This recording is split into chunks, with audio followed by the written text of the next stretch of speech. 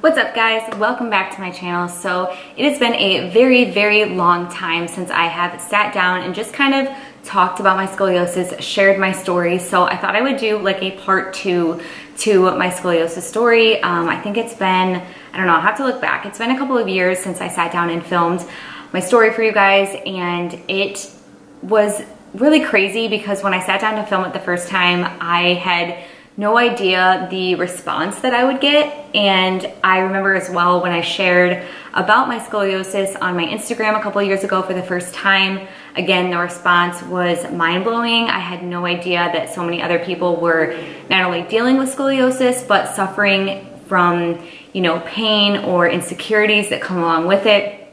And so I really discovered once I started to share about my story that it was really important for me to continue sharing that and to continue kind of building my brand around that, because it is something that so many people deal with, and I, again, just didn't know it was going to be something that was so relatable to so many people.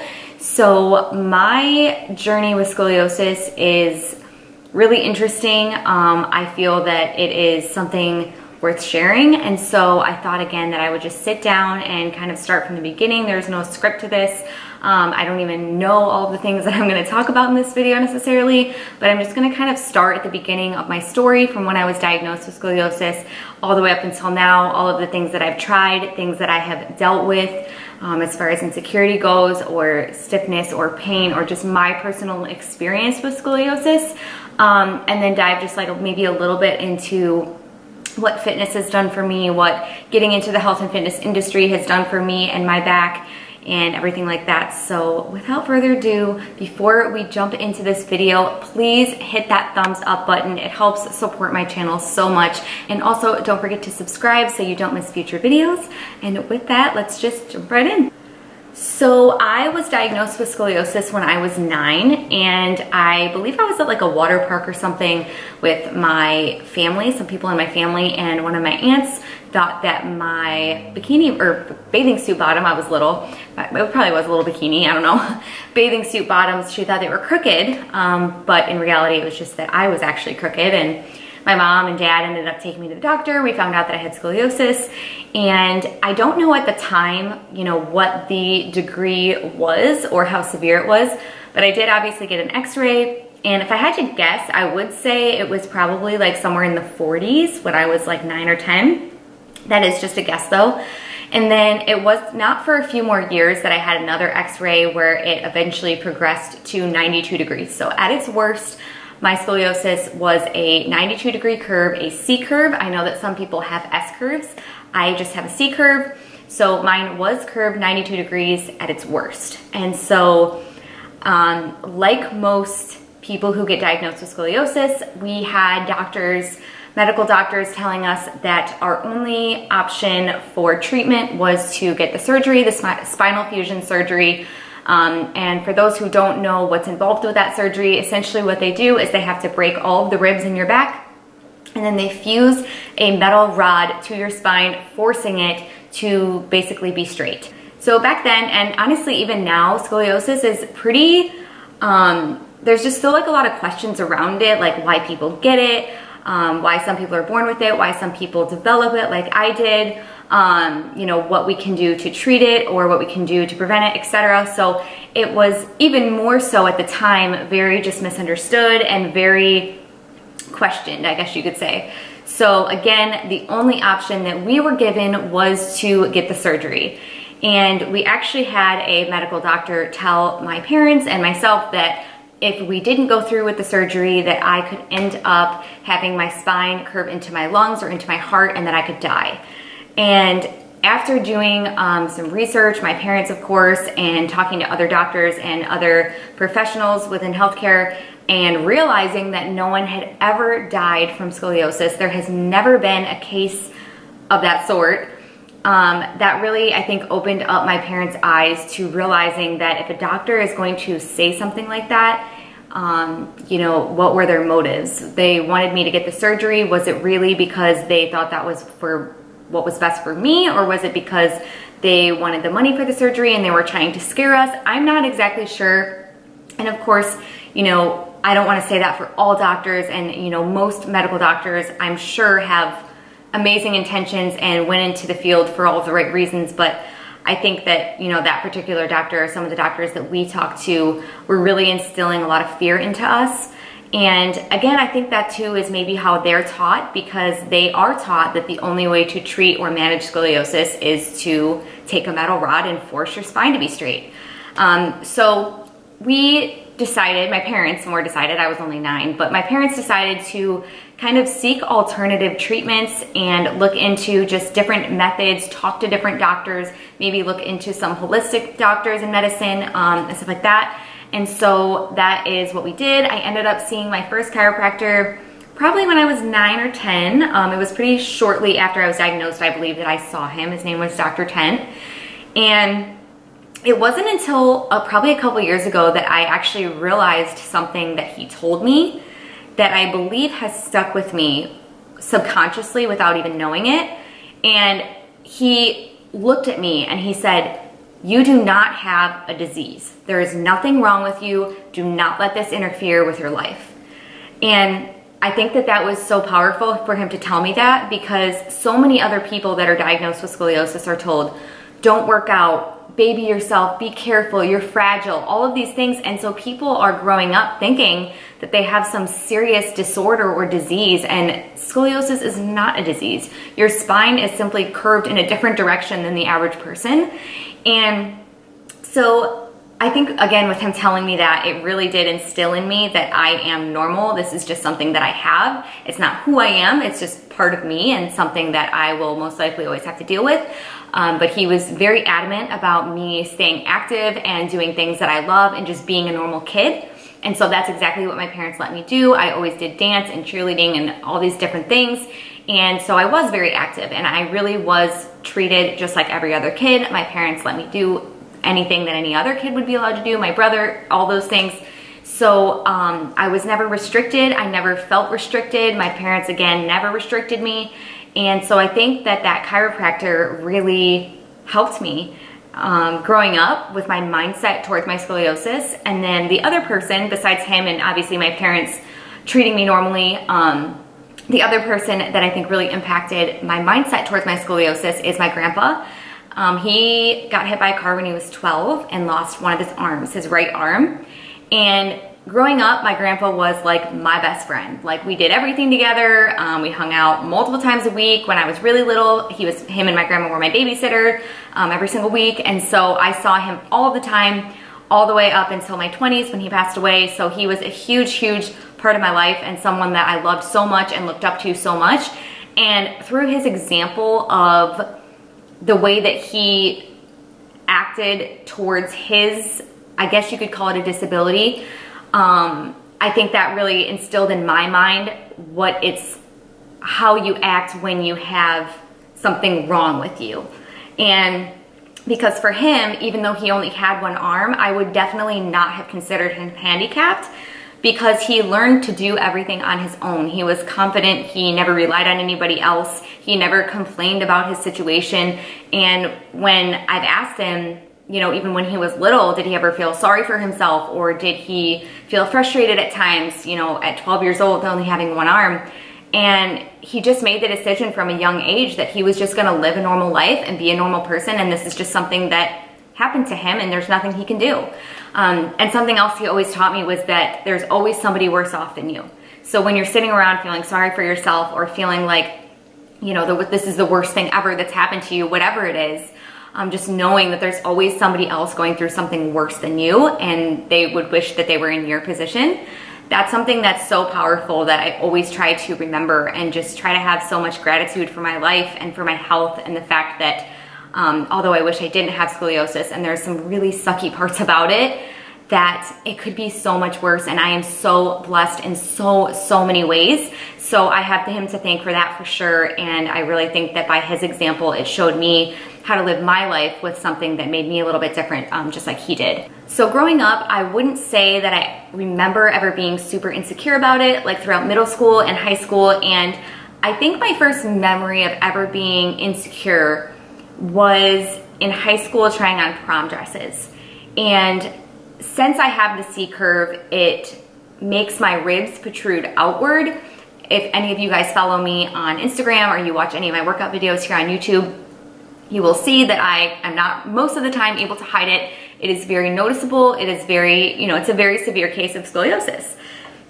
So growing up with that, like I said, I don't remember being insecure just as a kid. You're not really looking at your body that much, like you're not in that stage of life where you're comparing yourself to others, and as a kid you're just worried about having fun and playing with your friends and going to school and all that stuff. So I don't, like I said, remember having any insecurities until prom dress try-on season.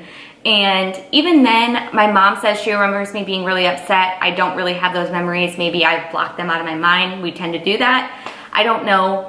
But I would say the time in my life where I felt the most insecure would definitely be once I got into the health and fitness industry, which is really interesting because getting into the health and fitness industry was the best thing that's ever happened to me, the best thing that could have ever happened for my scoliosis. And this is something that several of my chiropractors and holistic doctors have told me, is that working out and strength training and resistance training and making my muscles strong and my core strong and my back strong is helping to support my spine, and it is helping me tremendously to prevent back pain. For somebody that has such severe scoliosis, I really don't deal with a lot of pain. That's a question that I get all the time. I get DMs on my Instagram almost every single day of people asking me, how do you work out through the pain? How do you, lift weights when your back is, so sore or so stiff? And I can honestly say that I think because I started working out at 19, 20 years old, it helped prevent that pain from coming when it normally maybe would have been really severe pain or stiffness. So although I am not a doctor and I cannot give you medical advice or advice on your body in that sense, I would say that not staying active is probably the most dangerous thing you can do for your scoliosis. Now, I know that doctors tell you, don't work out, don't lift weights. And I think it's just because, again, it's so unknown. Scoliosis is so unknown, so they don't know what's good or bad for it. But I have now found through my own experience of having scoliosis worse than anyone I've ever met in my life, and having less pain than any other scoliosis person that I've ever met, that can't be a coincidence. So I think it really comes down to two things. I think it's one, obviously what I just said, working out, staying active, keeping my weight off, and having strong muscles and bones to help support my spine. But then secondly, I really do believe it's my mindset. Our mindset is so much more powerful than sometimes we even realize. And when we sit around and feel sorry for ourselves or worry about things, it really makes things worse. Like, you can focus on something negative and bring about more negative. So I think when people are told from a young age, oh my gosh, scoliosis, this is so severe, you have to get surgery, you're gonna be screwed if you don't, like you're gonna be in so much pain when you're older. So people live in this fear, and they live feeling like they have, again, some serious disease or disorder, and they feel sorry for themselves, and they baby themselves, and they feel like they're fragile and not strong. And that affects them physically as well. Just like stress in our mind affects our physical body, like stress can actually make us sick and give us the cold and all those things. The same goes for what we're dealing with scoliosis. If you sit around feeling nervous and anxious and sorry for yourself, you're gonna make things worse. You're gonna give yourself freaking back pain. So I guess, it's easier for me to say because I was raised so well and I had such positive influences when I was dealing with my scoliosis. But I just hope to be able to be a positive influence for people now, even if you're already in your 40s or 50s or 60s and dealing with scoliosis, just knowing that your mindset and how you take care of your physical body just has everything to do with how you feel and your pain levels and, again, your stiffness and everything like that. So I really do hope that, by watching this video, you gain some form of inspiration or some form of hope to just know that you can get through this. It is not the end of the world. And I know that some people are really suffering with pain, and that's terrible. But I will say that seek alternative treatment. Don't always just listen to one doctor's opinion. I get the question all the time, will I ever get surgery? And to be honest, I probably will not. And the reason being is I don't see surgery as a fix, because it's just forcing your spine to go in a direction that it simply doesn't want to go for your body. And I don't ever want to offend anybody who's had the surgery, and if you've had a positive experience with the surgery, that is amazing and I'm happy for you. But I don't want people thinking that that is their only option. There are so many alternative treatments out there. I did this boot camp in Michigan with someone named Dr. Morningstar, and he was in Grand Blanc, Michigan. I went through a 2-week boot camp. My spine went from 92 degrees to 78 degrees in a 2-week span. I will say it's very intense to keep up with at home, so it's not for everybody, but I've done Rolfing, and I know that Rolfing works really, really well for some people. So don't, again, just be stuck on thinking that surgery is the only way, because there's so many different ways to treat just about everything out there. So talk to other doctors, reach out to different types of doctors, holistic doctors, chiropractors. I know so many people who have had so much success with chiropractors as far as their pain goes, and eliminating that. And so yeah, just be open is what I can say, because for me, that's something that's always been important to me, is just staying open, trying new things, trying alternative treatments, staying active, and really just trying to keep my mindset as positive as I possibly can. And you know, with scoliosis, it is my biggest insecurity. Like, some people will say on my Instagram, you know, how are you so confident? How can you wear a sports bra in the gym? Like, I'm so embarrassed of the way that it looks. And the thing is I am too. Like, I am so insecure about it. I will be at the gym in a sports bra, and half the time I'm there, I'm wondering if people are staring at me, and I'm scared and insecure. But you just have to push past it, you know, like, face your fears. And that doesn't mean you have to wear a sports bra at the gym if you're so uncomfortable that you just like want to hide under a rock. That's not like that. You shouldn't do that. But I'm just saying, like, stepping into your fears and just realizing that it's just an insecurity, just like everybody else has insecurities. Like, every person has insecurities, even if they're maybe not physical. Maybe they're dealing with something mentally. Maybe they're dealing with something in their relationship, something that you can't even physically see. So that's something that's so important to realize. And you know, with social media, it can be so hard to not compare ourselves, or to think that other people have these perfect lives. And so even for me, I would never want someone to look at my Instagram or my YouTube and my story with scoliosis and just think, wow, she's so confident, and you know, she never deals with anything negative and all that. And it's because it's not true. Like, I am so insecure. It is my #1 biggest insecurity, but I try to use it for good, and that is what helps get me through my insecurities, is sitting down and talking to you guys, and again, just trying to help or inspire even just one person, to let people know that you are not alone, you're not the only one dealing with this, and you can handle this. It is not the end of the world, and there are people dealing with so many worse things than scoliosis. I do actually have a free support scoliosis group on Facebook, which I will link below if you guys want to join that. I will say I haven't been as active as I would like, but I would really, really love to get as many people in there and get more active. We do have quite a few members as it is now, but I would love for you to join if you have scoliosis. So again, I will link that below. You can also follow me on Instagram and TikTok, where I post more about my scoliosis story and posts about it and all that kind of fun stuff. So with that, if there are any questions that you guys have about my scoliosis, or anything that you wanted me to talk about in this video that I didn't, please feel free to comment below. I will be sure to get back to every single person and answer any questions or anything at all that you have.